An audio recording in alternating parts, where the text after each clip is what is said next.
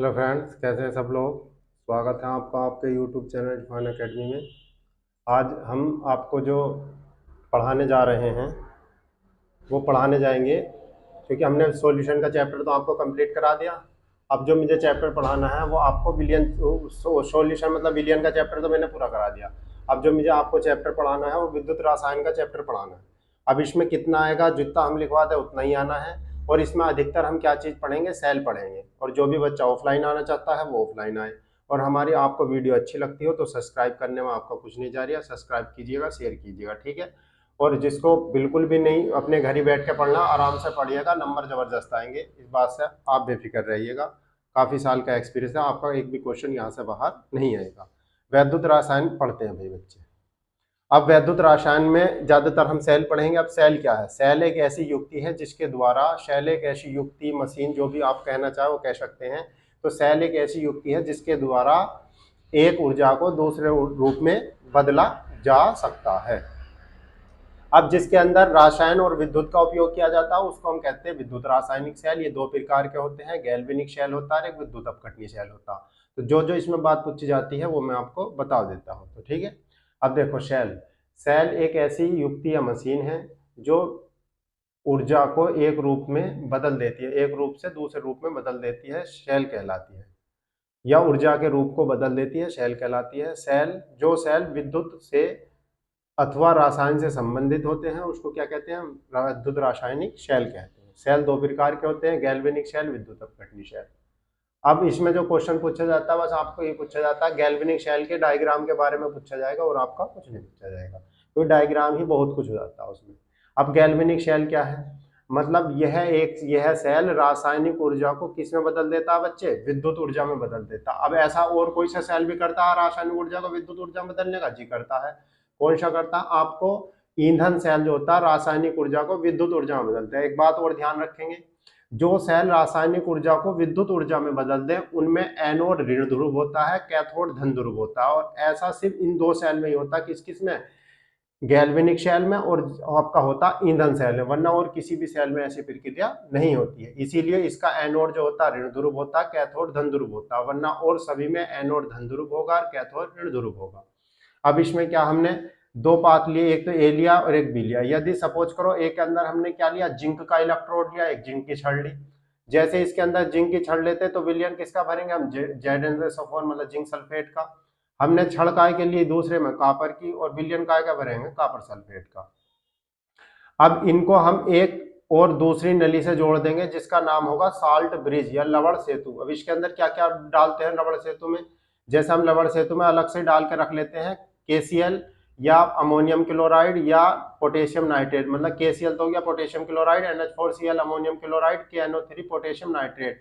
इनका विलयन ले लेते हैं और लेने के बाद इन दोनों विलयनों के बीच में इसको रख देते हैं, इसको कहा जाता है रबड़ सेतु। फिर दोनों इलेक्ट्रोडों को तारों के द्वारा बीच में गैल्वेनिक मीटर लगाकर जोड़ देते हैं और इसके अंदर विद्युत धारा उत्पन्न हो जाती है, वोल्ट इसके अंदर उत्पन्न हो जाता है। कितना उत्पन्न होता है, 1.10 वोल्ट उत्पन्न हो जाता है। गैल्वेनिक मीटर ही क्यों लगाया, आपको दिमाग में सोचना चाहिए, गैल्वेनिक मीटर ही क्यों लगाया, क्योंकि गैल्वेनिक मीटर क्या होता है, कम से कम वोल्ट को भी नाप सकता है, इसीलिए हम किसका उपयोग करते हैं, हम गैल्वेनिक मीटर का।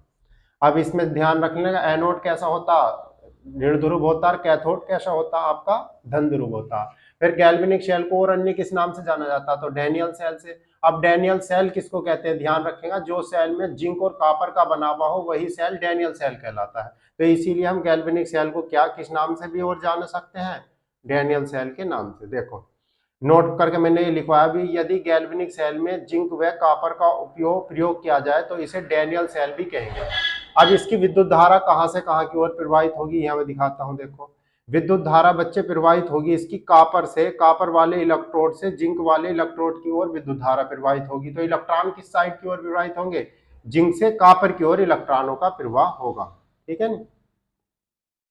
तो इसलिए मैंने लिख भी रखा, जिंक से कॉपर की ओर इलेक्ट्रॉन प्रवाहित होते हैं, तो विद्युत धारा कहां से कहां की ओर प्रवाहित होगी, कॉपर से जिंक की ओर। जिंक कैसी धातु है, अधिक क्रियाशील धातु है, और जिंक अधिक क्रियाशील धातु है, और कॉपर कैसी धातु है बच्चे, कम क्रियाशील धातु इसके अंदर होती है। अब आपको क्या लिख लिया, गैल्वेनिक सेल का डायग्राम बनाइए आना, और गैल्वेनिक सेल की सेल अभिक्रियाएं जरूरी लिखनी आवश्यक है। इस सेल अभिक्रियाओं में क्या लिखती है, एनोड लिखी जाती है और कैथोड लिखी जाती है और बच्चे लिखी जाती है रेडॉक्स अभिक्रिया। गैल्वेनिक सेल की अभिक्रिया एनोड पर, anode Zn, arrow Zn2+ plus में 2 इलेक्ट्रॉन निकाल दो तो एनोड पर क्या हो गया, ऑक्सीकरण। कैथोड पर Cu2+, 2 इलेक्ट्रॉन यहां से निकाल दो, कितना हो गया, Cu। तो यहाँ पर क्या हो जाता है तुम्हारे पास, अपचयन। इलेक्ट्रॉनों से इलेक्ट्रॉनों को जोड़ दो और एनोड और कैथोड की दोनों अभिक्रियाएं जोड़ दो, और जोड़ने के बाद क्या हो जाता है तुम्हारे पास, बन जाती है रेडॉक्स अभिक्रिया। जोड़ेंगे, कितना बचा था तुम्हारा Zn, ये लिख लिया, और कितना बचा Cu2+, तो ये लिख लिया एरो, ये कितना हो गया Zn2+ और प्लस में Cu। इन दोनों को हमने जोड़ देंगे तो ये क्या कहलाती है, रेडॉक्स अभिक्रिया। तो किसी भी सेल में रेडॉक्स अभिक्रिया का होना आवश्यक है। अब बच्चे यहाँ पर ऑक्सीकरण ही क्यों हुआ, क्योंकि यहाँ पर इसकी आवेशों की संख्या, यहाँ पर आवेश बिल्कुल नहीं है, तो इसका मतलब हम ऐसे भी कह सकते हैं यहाँ पर Zn की ऑक्सीकरण संख्या 0 है और यहाँ पर Zn की ऑक्सीकरण संख्या +2 हो जाती है। और जैसे ही बढ़ने पर हो जाता है ऑक्सीकरण। और यहाँ देखते हैं कॉपर की ऑक्सीकरण संख्या +2 और यहाँ पर कॉपर की ऑक्सीकरण संख्या 0। जैसे ही कम हुई तो क्या हो जाता है, अपचयन। आवेशों का बढ़ना ऑक्सीकरण और आवेशों घटना क्या होता है, अपचयन हो जाता है तुम्हारे पास। आपको फिर बस इतना ही बात याद रखनी है। अब देखो सेल संकेत के बारे में बिल्कुल पूछा जाता है, सेल संकेत होता क्या है। सेल एक होती है सेल अभिक्रिया, एक तो होती है रासायनिक अभिक्रिया। आपसे क्वेश्चन पूछा जाता है रासायनिक अभिक्रिया से सेल अभिक्रिया बताओ और सेल अभिक्रिया से रासायनिक अभिक्रिया बनाओ। तो ये सेल संकेत क्या होता है इस बारे में हम लिखेंगे। देखो हमने सेल की एक रासायनिक अभिक्रिया ली, कौन सी, जो अभी पीछे थी, कितना लिखा Zn प्लस में Cu2+ कॉपर लिया, एरो Zn2+ प्लस में कॉपर। तो ये Zn और कॉपर का इलेक्ट्रोड हमने ले लिया। अब हम इसको सेल संकेत में किस रूप में लिख सकते हैं, Zn लिखा, थोड़ा बड़ा सा डंडा लगाना आप, और हमने इसको क्या लिखा, Zn2+ लिख लिया। ओके, फिर हमने 2 डंडे खींचेंगे और इसको क्या बोल देते हैं बच्चे, इसको बोलते हैं लवण सेतु बीच में। फिर हमने क्या लिया, कॉपर लिया। अब कॉपर वाला ही देखेंगे कितना हो गया, Cu। मतलब क्या हुआ, Zn से हम किस में मिलाएंगे, Zn2+ पे, और कॉपर से किसको मिलाएंगे, कॉपर 2+ पे। तो ये हो जाता है सेल का संकेत। सेल कैसा होता है, ये हो गया, ये होती सेल की रासायनिक अभिक्रिया, ये होता सेल संकेत, इसको ही सेल बोलते हैं। अब इसमें बायां पक्ष जो होता है वो एनोड होता है, दायां पक्ष कैथोड होता है। ये बात ध्यान रखें, जब हम सवाल करेंगे तो यहीं से करेंगे। एनोड जो होता है बायां पक्ष क्या होता है, एनोड होता है, दायां पक्ष क्या होता है, कैथोड होता है। जैसे बिल्कुल सवाल में पहुंच जाओ तुम उधर, यहाँ पर हमने इसमें पहुंचते हैं डायग्राम पे। जैसे ये डायग्राम दिखा रखा, डायग्राम में एनोड तो इस साइड में है और कैथोड है इस साइड में, तो बिल्कुल इसी तरीके से आपसे इसके अंदर भी यही दिखा रखा, एनोड दिखा रखा तो बायां पक्ष, कैथोड दिखा रखा दायां पक्ष। अब जैसे ये सेल अभिक्रिया है, Ni एरो Ni2+ एरो मतलब लवण सेतु Ag और Ag+ और Ag। अब इसको हम किसके रूप में लिखे, रासायनिक समीकरण के रूप में लिखे। तो Ni से कहां पर पहुंचेंगे बच्चे हम, Ni से कहां पर पहुंचेंगे, Ag+ में, Ni प्लस Ag+, फिर Ni2+ और प्लस में Ag, ये हो गया। ऐसे ही हमने ये लिखा Mg प्लस में Mg+ एरो Mg2+, इसको हमने सेल संकेत में रखेंगे। तो Mg से कहां पर पहुंचेंगे बच्चे, Mg2+ में, Mg से Mg2+ में, और Ag से कहां पहुंचेंगे, Ag+ में। तो ये एनोड हो गई, ये हो गई तुम्हारे पास कैथोड। अब हम, ये हो गई एनोड और ये हो गई तुम्हारे पास कैथोड।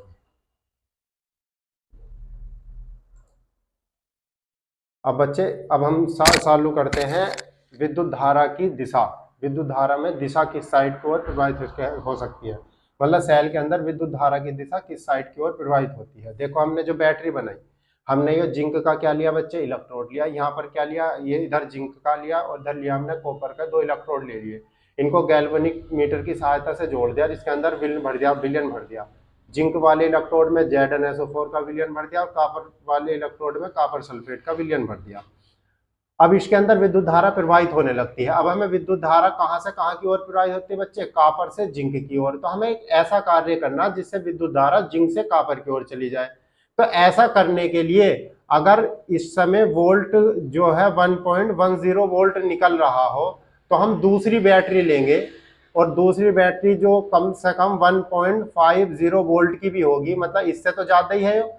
और जैसे ही हम ज्यादा वोल्ट की बैटरियां लगाएंगे, बाहरी बैटरी ज्यादा वोल्ट की लगाएंगे, तो विद्युत धारा किस साइड से किस साइड की ओर प्रवाहित होने लगेगी, जिंक से कॉपर की ओर प्रवाहित होने लगेगी। यदि इससे कम की बैटरी लगाते हैं, ठीक है नहीं, तो विद्युत धारा कहाँ की, अगर हमने विद्युत धारा सपोज, फिर दोबारा से हम बताते हैं, अगर विद्युत धारा हमको जिंक से कॉपर की ओर प्रवाहित करनी, तो हमें बाहरी बैटरी का जो वो लेना पड़ेगा ना वोल्ट, एक ज्यादा वोल्ट की बैटरी लगा देंगे तो जिंक से कॉपर की ओर प्रवाहित हो जाएगी। कम वोल्ट की बैटरी लगाएंगे तो क्या होगा, कॉपर से जिंक की ओर जा ही रही है विद्युत ऊर्जा, मगर बराबर सेल की बैटरी लगा देंगे तो विद्युत धारा किसी भी साइड की ओर प्रभावित नहीं होने की है, लिखा भी हमने। यदि अधिक वोल्ट की बैटरी इस सेल के साथ लगा दी जाए तो विद्युत धारा की दिशा जिंक से कहां की ओर हो जाएगी, कॉपर की ओर। यदि लगाई गई बाहरी बैटरी सेल इस सेल के वोल्ट के बराबर हो तो विद्युत धारा प्रवाहित ही नहीं होने की है। जैसे पहली स्थिति में हमारी जो आंतरिक बैटरी वो ज्यादा है और बाहरी बैटरी क्या है, कम है, मतलब आंतरिक बैटरी ज्यादा वोल्ट की है, जो इसके अंदर मतलब कहने का मतलब ये है, इसकी बैटरी तो इतने वोल्ट की है, दूसरी बैटरी क्या है, सपोज करो 1.09 इतने वोल्ट की हो, ठीक है, तो ये ज्यादा है और ये कम है। यदि आंतरिक बैटरी ज्यादा है और बाहरी बैटरी कम है तो विद्युत धारा कहां से कहां की ओर प्रवाहित होगी, कॉपर से जिंक की ओर। यदि बाहरी बैटरी का वोल्ट अधिक है तो विद्युत धारा कहां से कहां की ओर बहेगी, जिंक से कॉपर की ओर। यदि ये बराबर है तो इनमें विद्युत धारा प्रवाहित नहीं होने की है। ये बात आपसे कई बार बच्चे पूछी भी गई है कि किधर से बैटरी कि अगर हम बड़े वोल्ट की बैटरियां लगा दे जाए तो विद्युत धारा कहां से कहां की ओर प्रवाहित होगी, तो हम ध्यान रखेंगे जिंक से कॉपर की ओर प्रवाहित होने लगेगी। ये क्वेश्चन आपसे कई बार पूछा भी गया है। फिर बच्चे आती अर्धसेल। अर्धसेल या इलेक्ट्रोड किसको कहते हैं, तो जब धातु की छड़ को उसके लवण के विलयन में डुबोया जाता है तो इसी को हम क्या कह देते हैं, इलेक्ट्रोड कह जाते हैं, सेल भी कह देते हैं।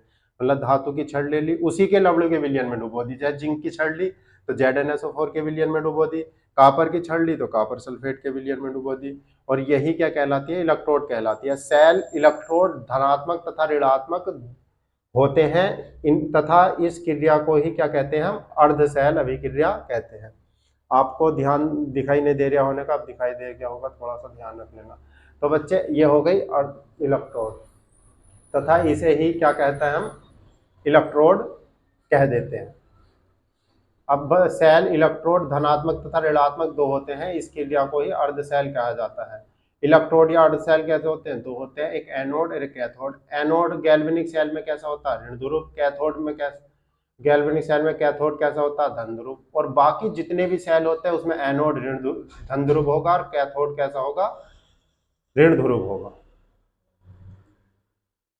फिर इलेक्ट्रोड विभव किसको कहते हैं बच्चे, तो किसी इलेक्ट्रोड में इलेक्ट्रॉन के द्वारा किया गया कार्य, मतलब किसी भी इलेक्ट्रोड में इलेक्ट्रॉनों के द्वारा किया गया कार्य इलेक्ट्रोड विभव कहलाता है। किसी धातु की छड़ को जब उसी के लवण के विलयन में डालते हैं तो छड़ पर धनावेश तथा विलयन पर ऋणावेश आ जाता है, या इसका उल्टा कह सकते हैं कि विलयन पर धनावेश, छड़ पर ऋणावेश आ जाता है। इन ऋणावेशों और धनावेशों के मध्य ही जो कार्य होता है उसी को हम क्या कह देते हैं, इलेक्ट्रोड विभव कह देते हैं। जैसे किसी इलेक्ट्रोड में इलेक्ट्रॉन के द्वारा किया गया कार्य इलेक्ट्रोड विभव कहलाता है।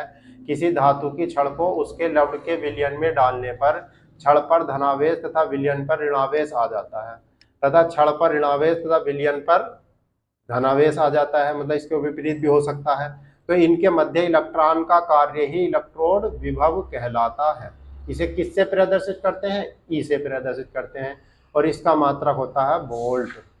तो पहले तो मतलब जब हम किसी भी धातु की छड़ को उसके लवण के विलयन में डुबो दिया, जैसे हमने एक पात लिया, हमने ये धातु की छड़ ले ली, अगर मैं सपोज करो ये कॉपर की छड़ है तो कॉपर सल्फेट का विलयन ले लेंगे, तो जब हम विलयन लेंगे तो कॉपर पे यदि धनावेश आ जाएगा तो विलयन पर ऋणावेश आ जाएगा। ऐसा हो सकता है कि विलयन पर ऋणावेश आ जाए और छड़ पर धनावेश आ जाए, तो ये प्रक्रिया हो सकती है। तो इन्हीं के मध्य जितना भी कार्य होगा उसी को हम क्या कह देते हैं, इलेक्ट्रोड विभव, और इसका मात्रक क्या होता है बच्चे, वोल्ट। अब आपसे क्वेश्चन पूछा जाएगा मानक इलेक्ट्रोड विभव, तो आप कुछ नहीं रखना, डेफिनेशन में 25 डिग्री सेल्सियस ताप रख दो और मानक इलेक्ट्रोड विभव रखो गया, क्योंकि मानक में सब चीज नाप तोल कर रखनी है, ध्यान रखेंगे। देखो मानक इलेक्ट्रोड विभव एक ऐसी बात होती है, आपको एक्चुअल में मानक इलेक्ट्रोड विभव होगा तो काम जो होगा तुम्हारा बढ़िया करके होगा, ठीक है नहीं। जैसे कि अगर हमने सपोज करो आपकी इफिशियंसी जो होती है काम करने की 2-3 घंटे है, मगर आपको क्या करा, बहुत ज्यादा गर्मी पड़ रही, तो उस एफिशिएंसी में आपके कार्य करने की क्षमता क्या हो जाएगी, कम हो जाएगी।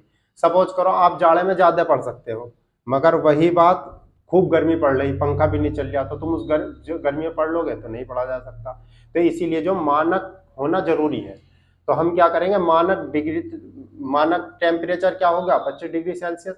अब 25 डिग्री सेल्सियस पर कोई भी सेल बहुत अच्छा कार्य करता है। तो देखो 25 डिग्री ताप पर किसी इलेक्ट्रोड में विभवांतर या इलेक्ट्रॉन के द्वारा किया गया कार्य क्या कहलाता है, इलेक्ट्रोड विभव कहलाता है। और ये 25 डिग्री ताप है, तो 25 डिग्री कैसा ताप है तुम्हारे पास, कमरे का ताप होता है 25 डिग्री सेल्सियस। और इसको हम जब केल्विन में बदलेंगे तो 298 केल्विन हो जाएगा, 273 ऐड करके इसे E0 से प्रदर्शित करते हैं। इसका मात्रा कैसा होता है, वोल्ट होता है। इलेक्ट्रोड विभव में कुछ बातें आप गौर करके याद रख लेना। अगर E0 एनोड का वोल्ट का मान कम है तो वो क्या होगा, एनोड। समझ में आ रही ना। अगर E0 का मान तुम्हें कम दे रखा तो वो एनोड है, और E0 का मान अधिक दे रखा है तो कैथोड है। मतलब E0 एनोड वोल्ट अगर कम है तो एनोड है, और कैथोड पर क्या हो गया, अधिक हो गया। जैसे मैं एग्जाम्पल लिखूँ, ये E0 ए का मान कितना दिखा रखा, -0.34 वोल्ट है, और E0 प्लस का मान प्लस का 0.25 है। अगर मैं आपसे यही पूछूं कि कौन सा इसमें से एनोड है और कौन सा इनमें कैथोड है, तो कम वाला क्या है, सा है तुम्हारे पास एनोड, तो हम इसको क्या नाम दे देंगे, एनोड। और क्योंकि वो अधिक है तो ये कैसा है तुम्हारे पास, कैथोड।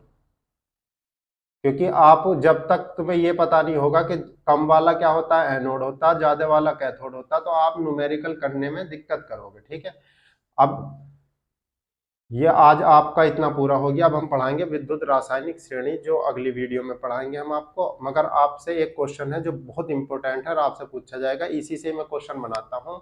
आपसे पूछा जाएगा सामान्य ताप कौन से डिग्री, मानक ताप, मानक इलेक्ट्रोड विभव के लिए मानक ताप कितने डिग्री सेल्सियस का होता है। तो बच्चे ध्यान रख लेना, 25 डिग्री सेल्सियस होता है। अगर उसको ही हम केल्विन में बदलेंगे तो 273 ऐड कर देंगे तो 298 केल्विन हो जाएगा। ओके, और अब हमारी वीडियो को अच्छे से वॉच करिएगा और शेयर करिएगा, और आप बढ़िया से तैयारी करें।